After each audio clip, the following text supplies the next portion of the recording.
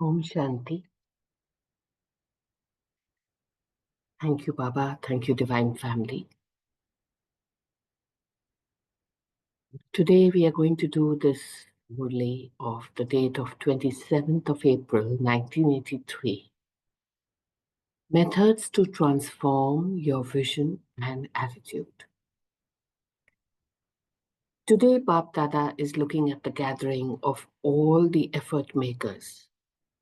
All the knowledge is merged in the word effort maker, Pusharthi. The word Pusharthi means Purush, being, master, and Rathi, charioteer. Charioteer of what? Master of what? To be a master of matter, that is the charioteer of the chariot. What would happen if you were to stabilize in the meaning of just this one word? You would easily be able to overcome all weaknesses. The master has all rights over matter and is not subservient to it. The charioteer drives the chariot. He does not move along whilst being subservient to the chariot. One who has all rights to all the powers of the Almighty, Authority Father. That is, he has a right to the inheritance and has all rights over it. All the powers are the Father's property, and every child has a right to that property. Bap Dada gives all of you the fortune of the kingdom of all powers as your birthright. As soon as you took birth, you were given the self-sovereignty of all powers, the tilak of the awareness of being one with all rights, and the heart throne for having the form of one absorbed in love for the Father. As soon as you took birth, each of you was given the crown of service for world benefit. So all of you have the birthright of the throne, the tilak, the crown, and the kingdom. Do you not? So if you just pause for a moment here and visualize yourself being on the throne, having the tilak, the crown, and the kingdom. See yourself.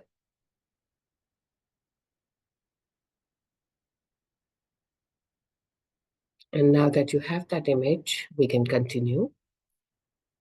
Can souls who are embodiments of the attainment of these four things be weak? So remember, you have all the four, the throne, the tilak, the crown, and the kingdom. So can you be weak? Are you not able to look after these four attainments?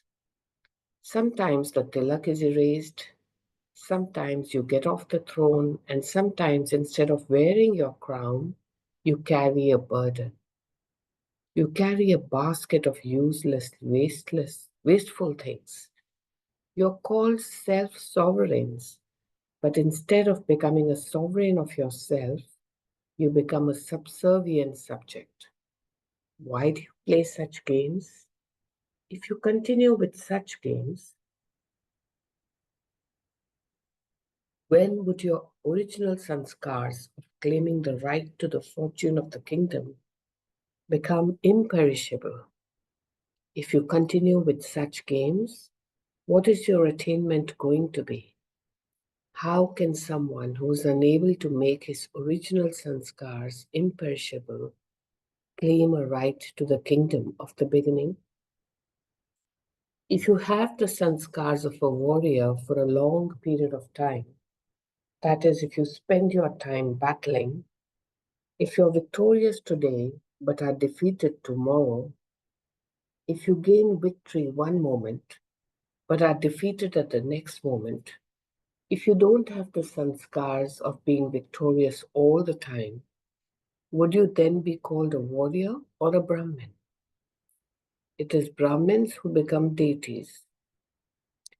Warriors will then go and become warriors. There is a difference between the symbol of deities and the symbol of warriors. In the memorial pictures, one has a bow and arrow, and the other has a flute. The one with a flute became a master flute player, Murli Title, so that instead of being poisoned by the snake of vices, he removed all the poison and made the snake into a bed. There is such a vast difference between a poisonous snake and a snake that becomes a bed. How was such transformation brought about with the flute? Only those who bring about such transformation are called victorious Brahmins. So ask yourself, who am I? Just pause and just reflect on this for a moment before we continue.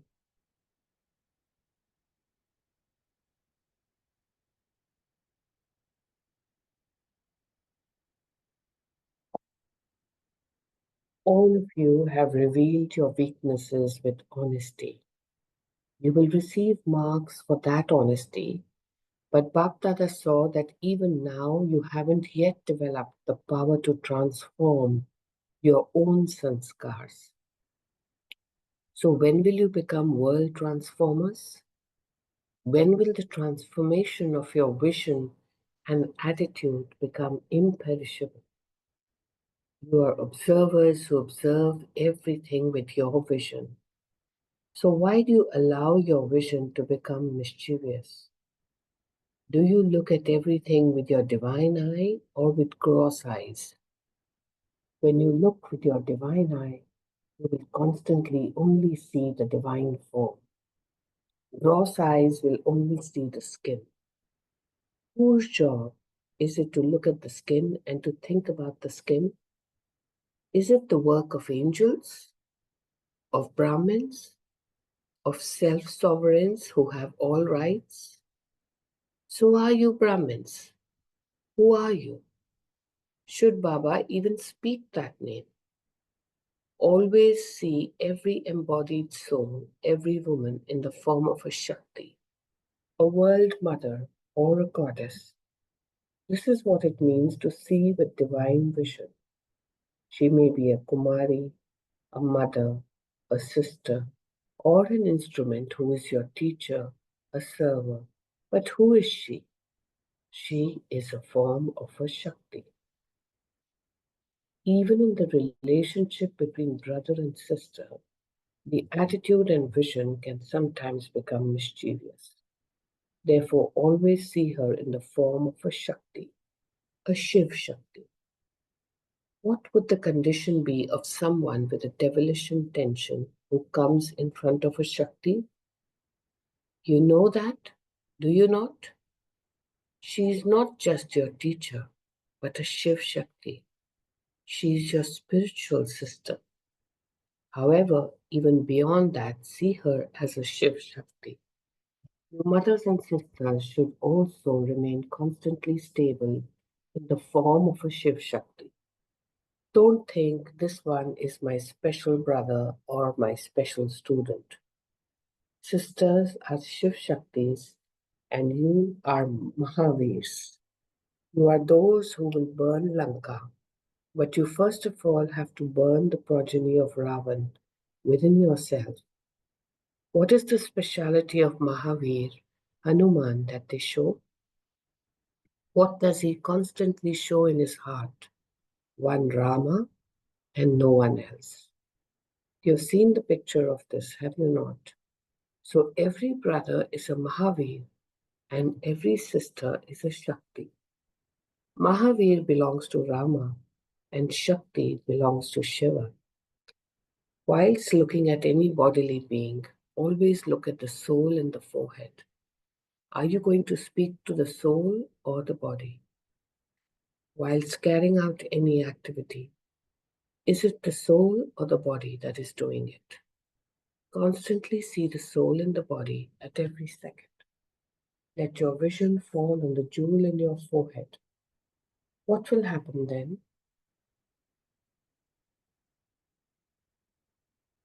When the soul sees the soul, he will automatically become soul conscious.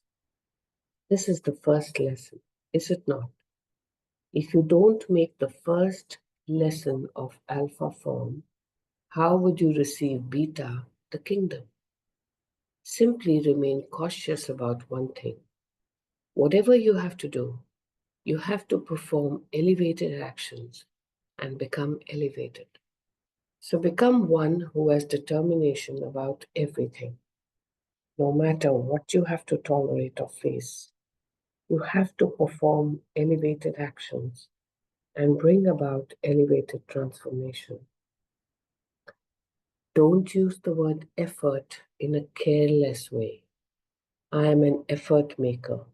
I am moving along. I am doing what I can. I have to do it. This is the language of carelessness. At that moment, stabilize in the meaning of the word effort. Matter cannot deceive its master. All these types of weakness are signs of carelessness. Mahavir holds a mountain on his palm and he flies with it in a second. That is, he makes a mountain as light as water. What are all those trivial matters? Such Mahavirs would be called those who are even afraid of ants. What can I do? This happens, even guard against my wish. Are these the words of a Mahavir? A sensible person wouldn't say, what can I do? Thieves come. A sensible person wouldn't be deceived repeatedly. It is a careless person who would be deceived repeatedly. If you have the means of safety, but don't use them, what can be said? I know that this shouldn't happen, but it does happen. What kind of sense would you say this is? Be one with determination. I have to bring about transformation not tomorrow, but today. Not today, but now. Let's pause here for a moment and connect to this thought. Not today, but now.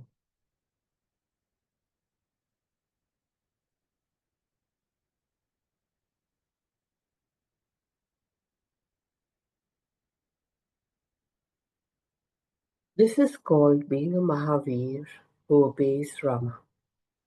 Today it is the day for a meeting, but because you children have made effort, Baba has to give you the response of your efforts. However, are you going to take these weaknesses back with you? You're not going to take back anything you have already given away, are you? You mustn't allow it to come back to you, even if it comes back to you forcefully. Would you allow an enemy to come? Attention and checking are the double lock. Remembrance and service are the second double lock. All of you have these, do you not? Therefore, constantly have these double locks applied. Apply the lock on both sides. Do you understand? Don't just apply it on one side. You have been offered a lot of hospitality in a physical and subtle way. You have received double hospitality. Just as Didi and Dadi and the instrument souls have offered you hospitality from their hearts, so in return, all of you have to give a guarantee to Didi and Dadi that from now on you will remain constantly victorious. Don't just say this with your mouths, but say it from your hearts. We shall then see what everyone in this photo is doing after a month. You can hide things from anyone else, but you can't hide anything from the Father. Acha.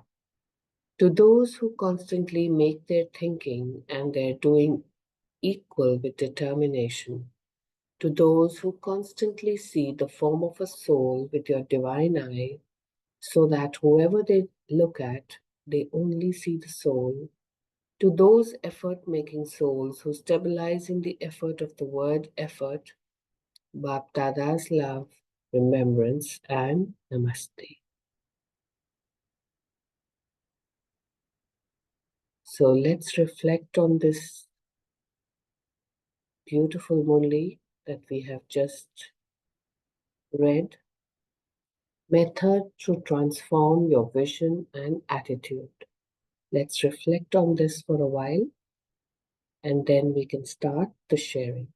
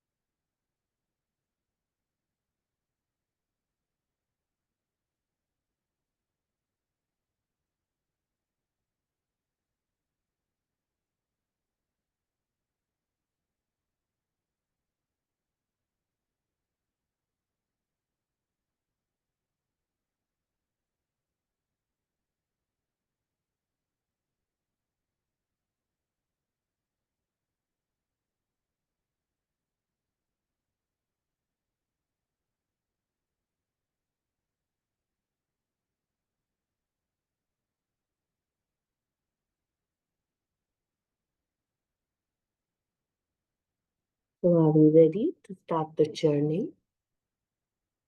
May Baba give us all the right kind of thoughts through this Murli and the right kind of absorption and the right understanding.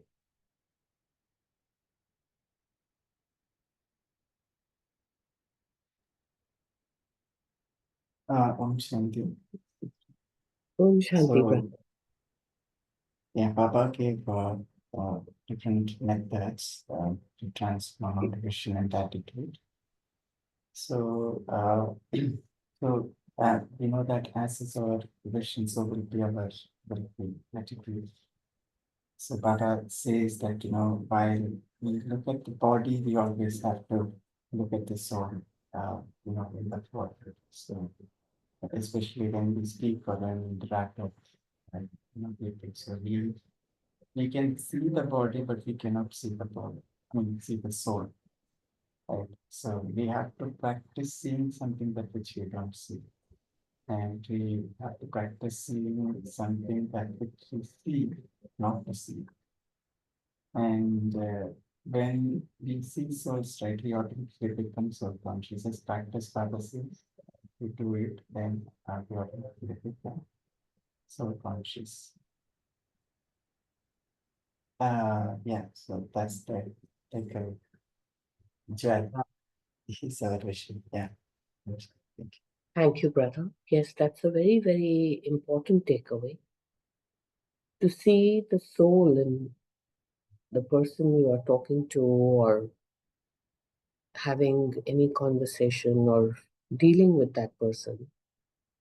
Uh, and I know I've practiced this a lot. Whenever I have even a little doubt on the vibration with that person, whomever I'm speaking to, immediately I focus on his or her third eye and actually think that I'm talking to their soul. And I've definitely seen a big shift in how I'm listening to that person when I make a conscious effort that this is a soul I'm talking to. And the whole perspective shifts. So it's a very, very important piece of understanding and practice as one of the methods to transform our vision and attitude. So thank you for that sharing. Anybody else would like to share?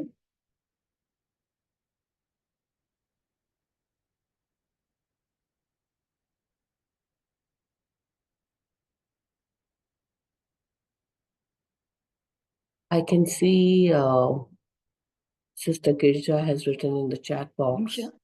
Om Shanti, sister. Yes, go ahead. Actually, I was trying to churn on the first paragraph, that word effort making. It's such a big, deep word in the yagya. I remember even a long time back, we had read a Murli about a perfect stage. And when Baba explained about the word effort, and in that effort, he asked, in which line of effort you are? See, effort is first a realization. Effort is what? Just putting forth or moving forward with a new kind of recognition, with a new kind of realization. Today, Baba has given us one of it, looking at the soul with the divine eye, that is looking at the not at the chariot, but the charioteer. So a very kind difference he is given. So when Baba spoke about that line of the effort maker, I remember it all depends on the stage. So we are all on what stage are we? Are we still in the realization stage when we have realized we are not what we should be? We have to be different. So then I had to make some effort to go from this stage to the other stage. Then Baba even spoke about intense effort makers, Tivra Purusharthi. But as far as this Murli is concerned, Baba has not given us the paribhasha, what I mean, the full definition of Tivra Purusharthi. He only reminds us, as you took us for a pause first, are you aware of all those four things, the tilak, or as it is, like it's a child. For a child, when we go and comb his hair and then go and put the dress, he goes and ruffles out his hair. And then when we put his dress, he does the other thing. Then mama says, no, no, and all. So, like a child, are we doing like that? Have we erased our tilak? Have we jumped off the throne? So, first, Baba is trying to bring about stability in what I have got. So, that's what he has done over here to understand what we were, what we are. So, that stability, or are we still playing some games and all? Or are we battling? See, the first one was like a child. Are we battling? What is our symbol? Are you deities or are you warriors? Then Baba gives us the example of, are you Brahmins? Are so well he explained about a snake, that's a poisonous snake, and the snake on which I have conquered the vices. So all these visualizations or picture which Baba has given, I took it to be to just find out the process of my effort making. Otherwise, there wasn't much detail. Then the Baba just directly goes to our vision, because here he's talking about the vision, where he says the divine eye, that and so nicely to see every woman as a Shakti and every man as a Mahavi, every woman as Shiva's consort, and every man as Hanuman, Rama's this, and so well one with the bow and arrow. So all visualization is what Baba has given, but still he has not distinguished here between have I reached the effort. And how nicely he sums up at the end, determination. So for all these visualizations I have to do, I have to transform. And he gives us the double law: attention, check, remembrance, and service. And it was something for me, a summary of visualization, I felt. But still, I have not come to understand from this Murli the difference between an effort maker and a intense effort maker. Om Shanti. Thank you, sister. You have raised a lot of points. So, what we will do is we will come back to your points after allowing others also to express their sharing, and we will come back. Anybody else would like to add or share some different point?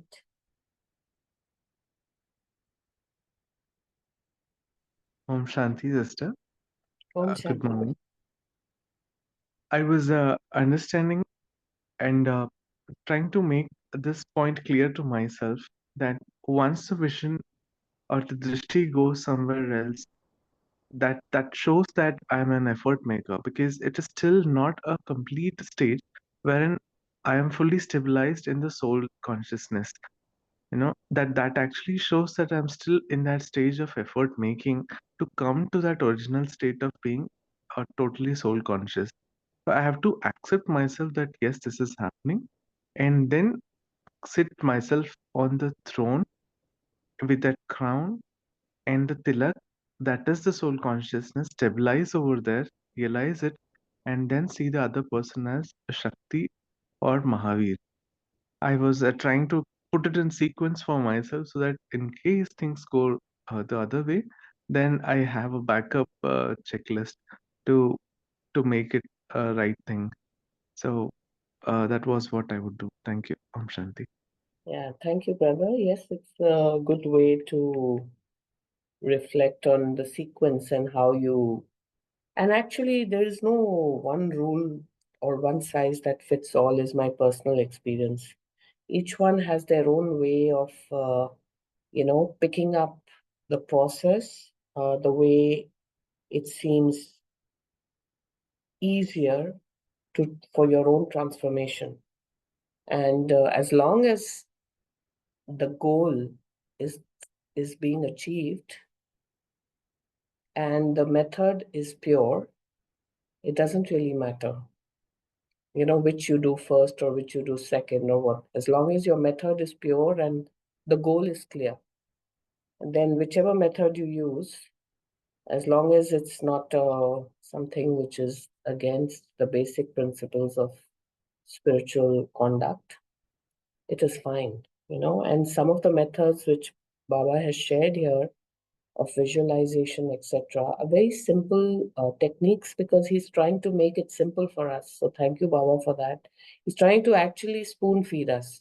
You can think like this, you can imagine a Mahavir, you can imagine of this, because he's actually giving you the tools, because sometimes it becomes very difficult when we just say things and we're not able to put it in practice.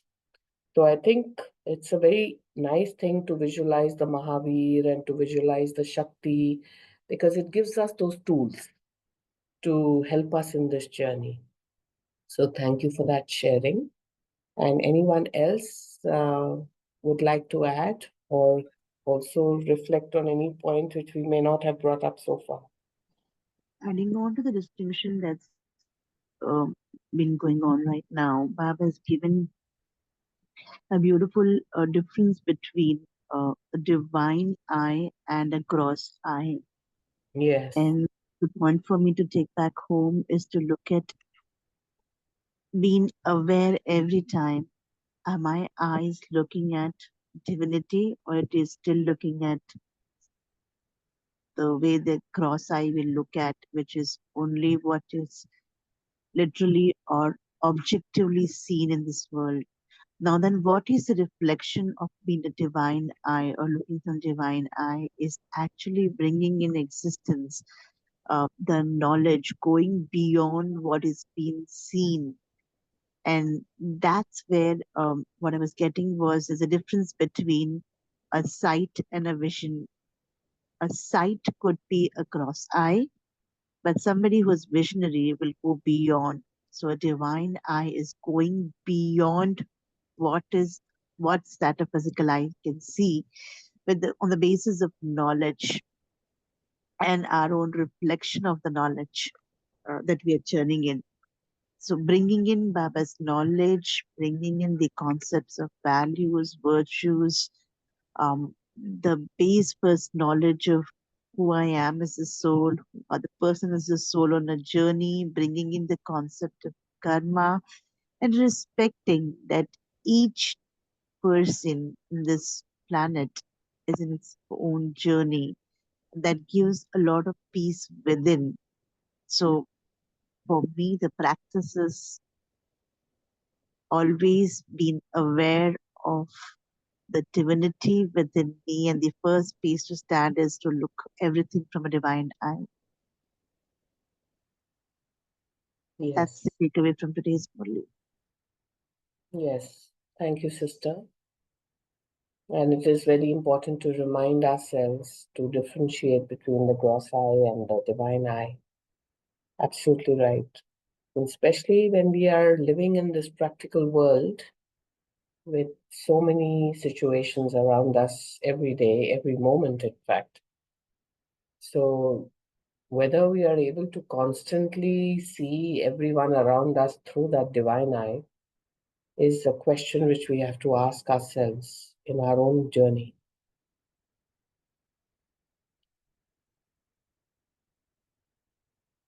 Anyone else? I still see a few people who have not yet shared.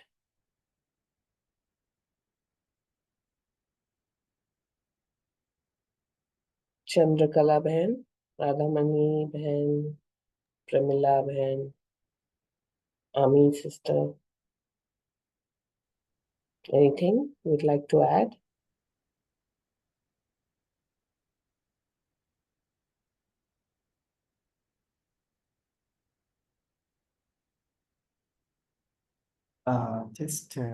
I just add one more point. I mean, just adding into what Rakibin was mentioned, the divine eye and the gross eye. So here we all have to become divine. So that means divine eye is like what, seeing the soul. Right? So here is the eye to blame or the mind to blame? Because we know that it's not the eye to blame, right? Really, we look at it. So the transformation has to be done internally. So if we go back, I think it is the mind to blame if we are seeing the gross one, right? Gross side, seeing the skin, not the soul. Because eyes will anyway see it, but the mind behind that is creating the thought. Right? So when you see it, then immediately the thought is created. So the work or the effort one needs to put across is to change the thinking pattern, righteous thought. Yes, you're right, because That, it's eventually the mind which is playing all the games, actually. So what you see or what you think or what are you, the Maya part is getting influenced, or rather, Maya is influencing the mind in so many different ways. So when we start elevating ourselves to think from the soul consciousness world and with constant remembrance, like Baba has given us those tools, we are able to then conquer that and become victorious. But if we succumb to it, then we start seeing with the gross eye again, because we have not, we have for some time removed the throne from our head, and for some time we are no longer having the tilak. That's what Baba is saying in the part of the Murli as well, that are we able to constantly keep that throne on our head, the tilak and the crown and the kingdom, or do we just keep going back and forth, back and forth? So I think this is, I'm sure all of us who have been in this journey for some time now would have definitely seen that at least if we have not reached perfection, but we are improving. And that's the positive thing, that as long as it's becoming better and better and better, you're going closer to the destination. It's a journey. It doesn't happen overnight. So sometimes we shouldn't also be too harsh on our own selves, because you have to live out your karmic situations which you came with. So there will be times where you can't do everything, but as long as the progress is fast and the progress is in the right direction, method is pure, in my view, it's good. Of course, ideally, we should be already there with not even one slip happening at all, and that should be the goal. That's what Baba is saying. It should never happen, which is our goal actually, that it should never happen, that the crown slips.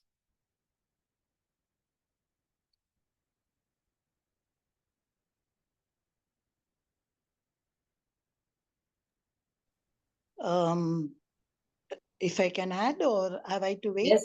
Yes, sister. And now you can also, since you had No, I mentioned just 5, wanted 6 to. points, so let's just come back to which one has not yet been addressed. No. I never said there is no point I attended. I was just trying to go through the Murli, because if you see, even in the first paragraph, absolutely Purush, the maker.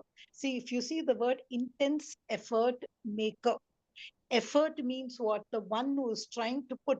So when in an effort maker, a goal, my aim, I have to be clear. The destination, I have to be clear. Have I reached that destination? So the word effort doesn't mean I'm looking at everyone, not with my gross eye, I'm looking at my, no, that's not the effort. That even every person we can do, and that we do maybe moments, but 24/7, I can't look at everyone always with the divine eye and all. There are things when it slips. So that's an effort. But is my aim there? That's why this word tivra and constant, if you see in the Murli, Baba emphasizes, constant means sada. So an effort maker is always on that journey. Now the question whether I reached or not reached, that's immaterial. But is my aim over there in front of me? Do I have the courage to go forward with my aim? Am I really clear in what I have to do? So that is what, because intense means, it's like they say, no, yoga, but intense yoga only absolves the sin.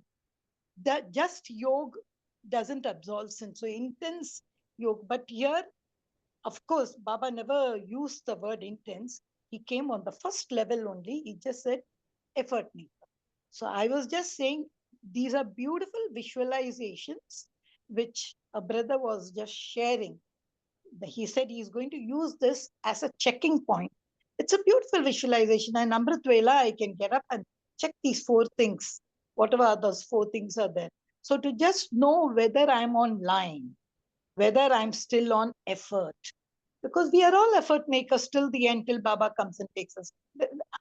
The question of battling will be there. There's nothing wrong.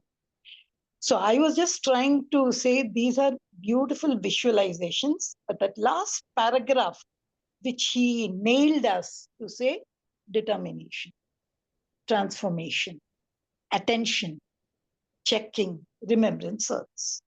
I just took that to know, am I really doing that as a Purusharthi? That's it. I had no new points or no new thing. I never tried to challenge the Murli and all. I was just trying to understand what was Baba trying to do, and such a beautiful way, especially that to those with determined thought, becoming equal, to those to see the soul with the divine eye. I think Baba summarizes always.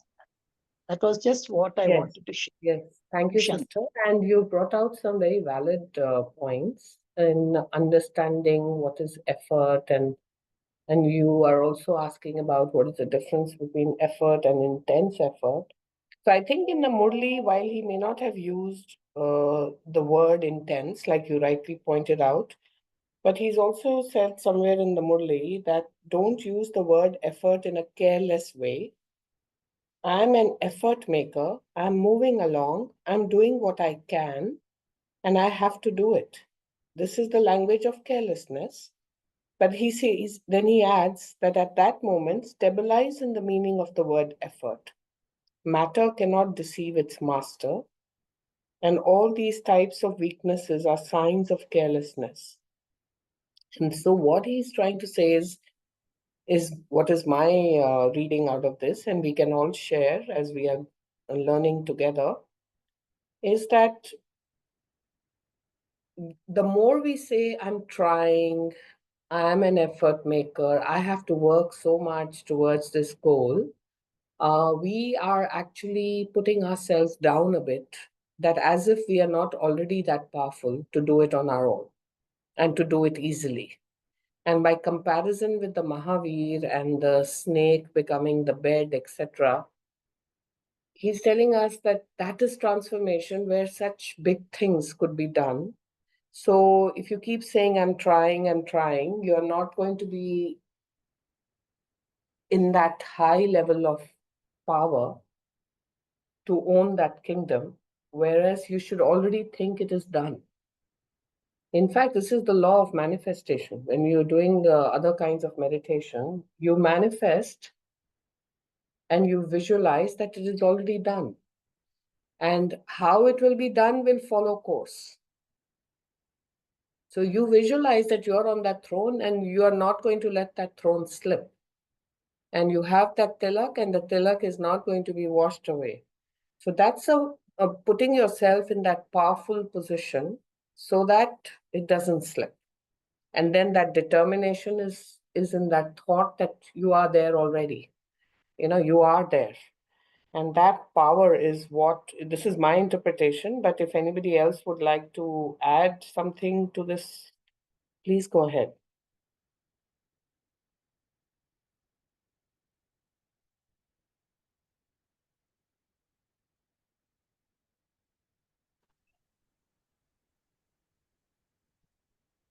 Because on one hand, Baba also says you are born with all these powers, It is not that you don't have these powers, you already have them. Shanti sister. Just 2 days back, there was a lovely blessing for this intense, just 2 days back. I think, may you be an intense effort maker and increase the speed of your, for putting the meaning of the word holy into your life. See, Baba gives us these tips everywhere. I really loved that blessing. Putting the word holy into your life. How can an effort maker become intense effort maker?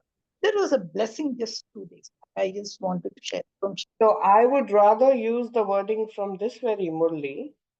One second, I'm just trying to find that exact sentence which Baba said. From this very Murli. As soon as you took birth, you were given the self-sovereignty of all powers, the tilak of the awareness of being one with all rights, and the heart throne for having the form of one absorbed in love for the Father. So you were already having the crown of service for world benefit. So all of you have the birthright of the throne, the tilak, the crown, and the kingdom. So when you look at these words, Baba is actually reminding us you already have it. So when you focus too much on the word effort and hard work, and so you are already putting yourself putting yourself 2 steps back. I do agree that's the English way of expressing that you are making that determination to keep your journey correct. So rather than going too much into the English of it, I think we have to go into the spirit of it, is what is my personal view here.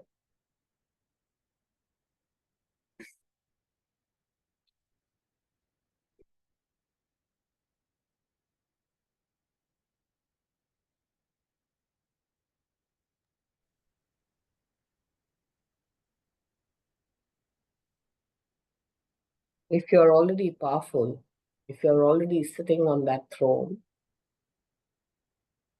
why are we thinking I have to make an effort to go up to the throne when you're already on the throne, is my fundamental question. You're sitting there already. You visualize yourself on that throne and you see the magic happen after that.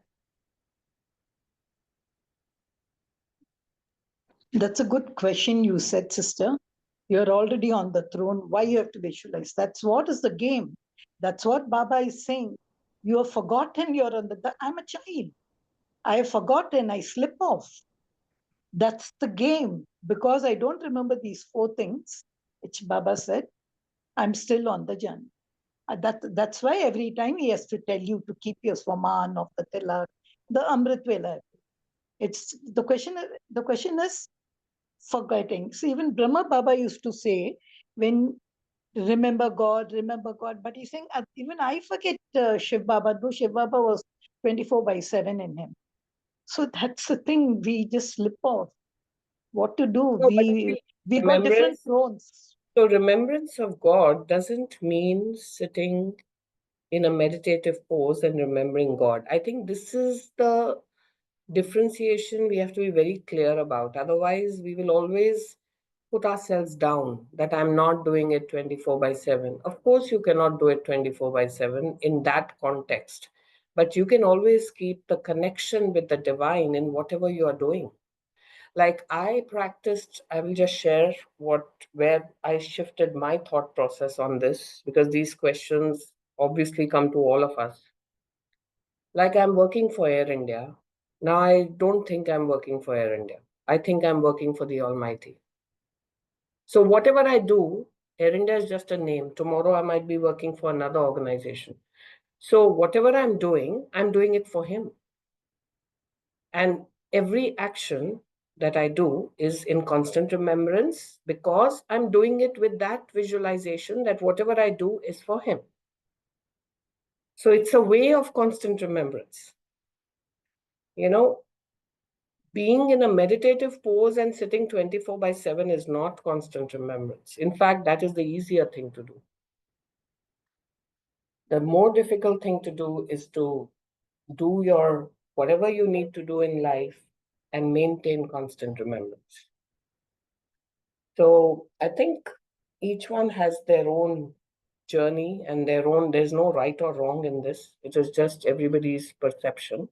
Like I said, the rule to know is just that what is your goal has to be correct and your method has to be correct. It doesn't harm anybody else, and it is using service as a technique.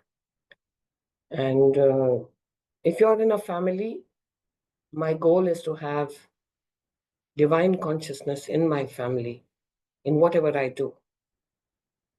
And that is a way of remembering Baba all the time.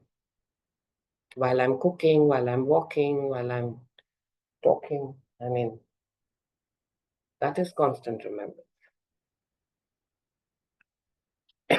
Sorry, excuse me. So I don't know, you all can have some different perspectives. I'm not saying this is the only way this is just the way that is matching with my alignment at this stage. And we are all progressing, and you may be having some unique ways which are suiting you as well. As long as we are just all moving in the direction correctly, I think that's what counts.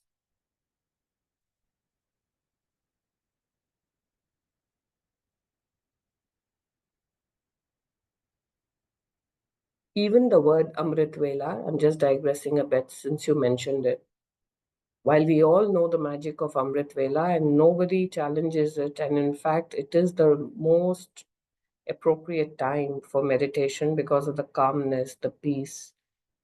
But I've always challenged myself that you create that Amrit Vela at every moment during the day.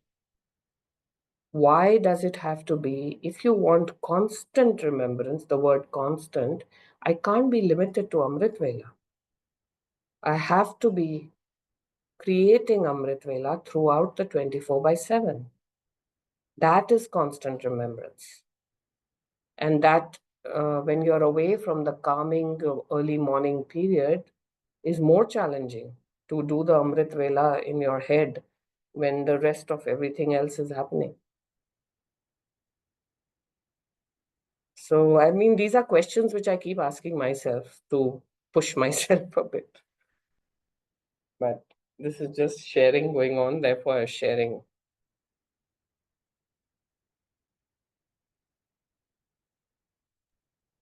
Shanti, I think intense, as sister brought out, I was thinking if it is related to some kind of maths, if it is related to the rate at which we are doing an effort or the quantum of effort that we are making or to the time till which we are doing the effort. The effort could be getting back into uh, the yoga itself, or getting back into the reading of Murlis or good points, or listening and discussing with senior people. So all these could be considered as efforts. So the more and the longer we do, the faster we do, maybe that is an intense effort. And I did realize that once that shift is there from the normal vision to, I mean, from the divine vision to normal vision, that's what should be the effort. That we read back, as brother brought in, what the mind does not know, the eye would not see. So mind is knowing something. So if you tell it the right way to think, then it would see the right thing. So getting to know more about soul would bring out that vision to see the soul in the other person. So you get back into throne again. Yeah. Om Shanti. Yes, thank you, Sister, brother. can I just put in 30 seconds to what that brother said? See, Yes, Vinod sure. Bhai, I remember those days there used to be this Vespa scooter. That's what I remember with my father. He used to, he never used to start, a very poor starter. I used to see him pushing it down, pushing it up, and then something he used to turn, pushing it out, pushing it up. But he never stopped it. So I used to tell him, at least give the scooter a breather. He said, no. If I give, then again I have to restart from my first step. So I used to remember that one thing. So as the sister rightly said, constant does not mean that 24 by 7 I should sit in a meditative pose. No, that feeling in your heart, that thing as a soul, I am a soul, that thing should be grounded in you. So I always take this effort. I used to compare it with that scooter starting and all. If I should be on the thing, keep moving, keep moving, keep moving. Effort like in a race, I should keep moving till I reach man. That's it. But all the other thing, as you said, reading Murli or things, they are just little kind of tips. Like as my father used to, he used to something. I saw that petrol tank. No, he used to bring it from 0 to 1. I just combined that with this. It's nothing, but it goes on and on. That's what I think it to be effort. Not I cannot sit fully in meditative, but for me it is something within insight. So I have to just reignite and pedal and go ahead. That I just wanted to say that. Om Shanti. Yes, thank you, sister. Anyone else? Some last thoughts? Or we do a short meditation? Rakiben, Vijay Bhai, is that okay? Or Yeah, we have a small announcement for tomorrow. yes, Yeah, I please think go ahead. Pramila Ben wanted to share something. I saw her. And, yeah. Om Shanti. Om Shanti, sister. Yeah, it's about talking soul to soul. There are times when you know about this conscious mind and the subconscious mind. For instance, if you want to send a message to someone, um, especially supposing you have a boss who's always nitpicking with you, or you have problems. For instance, this my maid servant who had problems with her husband, and she wanted to even file a case against him. And Suraj Bhai always says that the times when the first 5 minutes after waking up are the times when the subconscious mind is very active. And it is this time that, provided that person is still asleep and you are awake, you can send a message to the soul. And that is remarkably effective. For instance, this court case is what she wanted. But I told her just to uh, ask for forgiveness and to also forgive him, and also to um, say, "You're my good friend." She did this for 5 days, and can you imagine the amount of change that happened? She no longer, the person is now back in the house and they're getting on well together. So, soul to soul, or for instance, if just the same thing with if you have a boss who's always nitpicking with you, if you use the same technique, that is, that person has to be asleep. I mean, you have to be able to talk to the soul when you are awake, as soon as you wake up.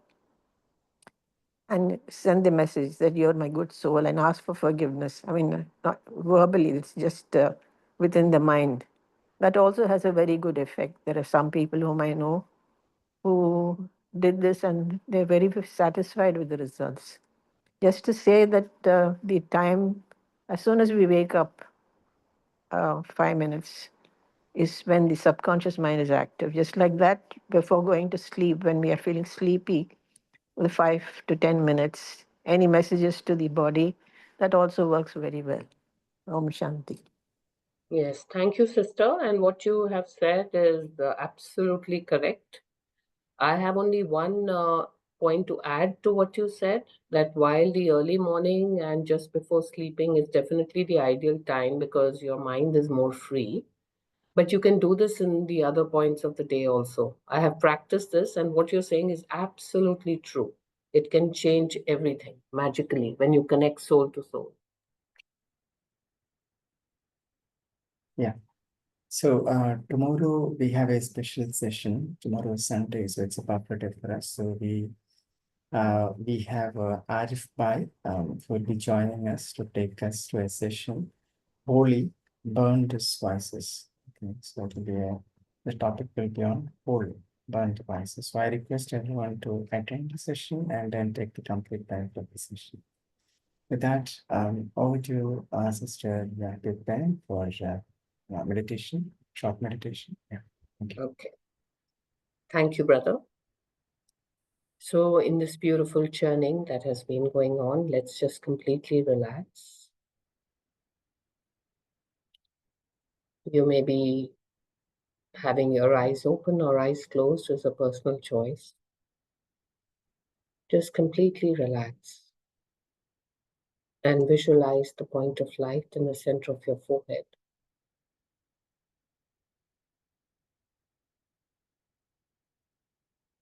And as you visualize, the light becomes brighter and brighter, like a beautiful shining star. As it's connected directly, you can see like a laser beam the light with the Almighty, with Baba. A beautiful, direct connection. See yourself leaving the body as that beautiful, shining star.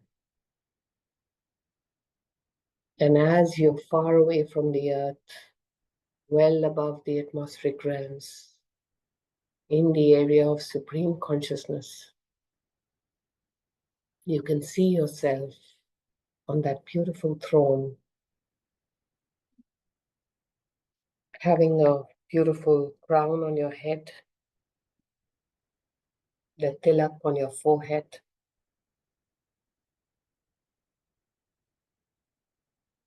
and you can see the entire universe like a kingdom.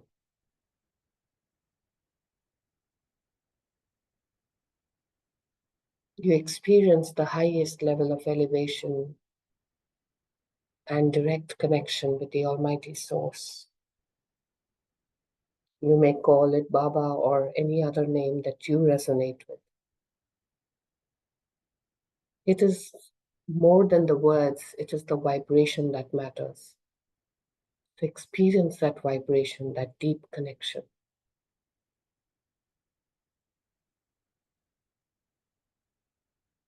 I am a pure divine soul. I am a powerful soul.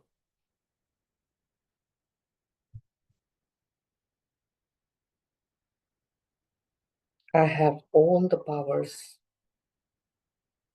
gifted to me by Baba,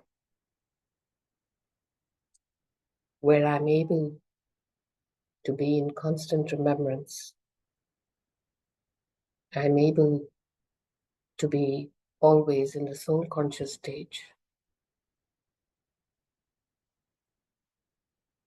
And I'm using this beautiful energy of power to enable and transform all the others in the universe to remember their own stage and to be on the thrones like me.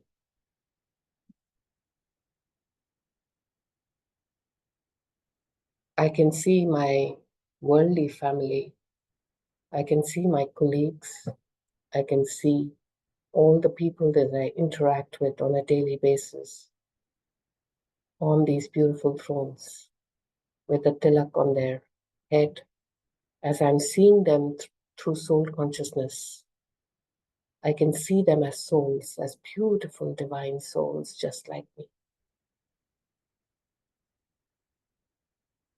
I am an enabler for this transformation. I am the one who is going to make the poisonous snakes transform into beautiful beds that I can sleep on. I don't need any more efforts as I'm already there. Baba's grace is on me to keep me there.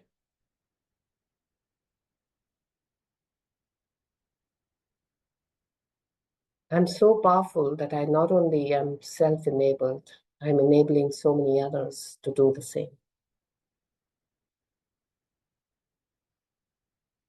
And I thank you, Baba, for this reminder,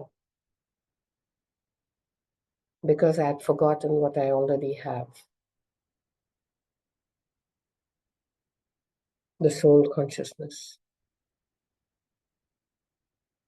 the power to talk and communicate through the souls to everyone.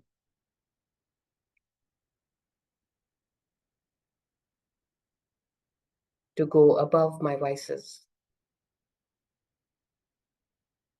and to see myself and others in the pure divine form. Thank you, Baba. Thank you to the entire universe that is enabling me. Thank you to this beautiful divine family meditating together. And I now slowly return to my earthly journey, which is also a great divine blessing, where I'm experiencing this divine connection while being on the earth. See yourself back in your body, yet you retain the throne in your soul, the tilak on your forehead, the crown on your head, which resides on your soul permanently and constantly. May we all be blessed with this vision and this attitude to make sure that we never slip. Thank you, each and every one of you, and we'll see you the next time. Om Shanti. Om Shanti. Thank you to Baba. Thank you, Harper sister. Thank you, Divine Family. See you tomorrow at 5 a.m. Until then, have a beautiful day.